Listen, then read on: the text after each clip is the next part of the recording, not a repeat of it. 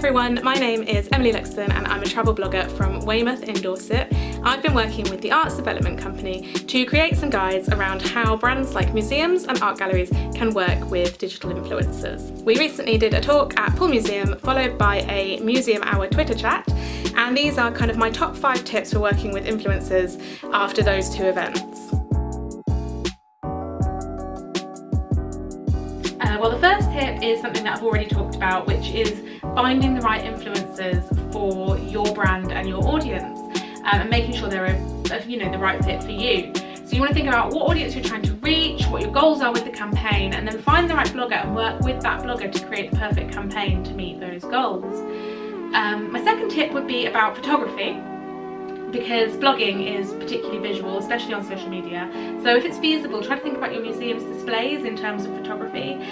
So glass displays and bad lighting can make it really hard to get great photos. So if there's anything you can do to improve the kind of visual side of a display, then that's great. Or alternatively, you can maybe give visiting bloggers special access to certain exhibits so that they can get a really good photo. Obviously, it's not always practical, but if it is, then try to think about things like reflections and backgrounds and just try to make it easy for bloggers to get good visual content. My third tip would be to display your hashtags. So social media can turn all your visitors into micro-influencers because they'll be sharing their own content. Then try and encourage them to do so by displaying hashtags or your account's handles around your museum or your business so that people know who to tag when they're posting. Tip number 4, I think it pays to be really unique or interesting when you're approaching bloggers. So this is especially true if you're trying to reach a millennial audience, because millennials tend to prefer kind of experiences over sightseeing and tours. So if you can create experiences or offer something a bit creative, then that could be a really successful way of reaching bloggers.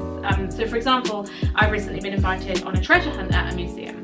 And obviously that's going to just spark off some really great content. It's a good hook, and it's something that's a little bit more interesting than your bog standard museum tour. So if there's some kind of way to maybe bring some of your exhibits to life, maybe with a hands-on cooking demonstration or a dress-up session or some kind of workshop maybe, then that's going to be a lot more attractive for a blogger, but it's also going to help them create some really engaging and visually exciting content about your brand. And tip number 5 kind of leads on from that a little bit, because if you can team up with some local businesses or the local tourist board, then maybe you can offer the blogger something a bit more than just tickets to your attraction. So if maybe you could team up with a local, a really great hotel or a restaurant in the local area and offer a blogger a kind of package deal to come and visit your destination and highlight how great your attraction is as part of that destination, then that's another great way to create really visual, engaging, exciting content that highlights your attraction as one of the best things to do in the local area. So those are some of my top tips for working with influencers and bloggers. I hope you found it helpful, and thanks for watching.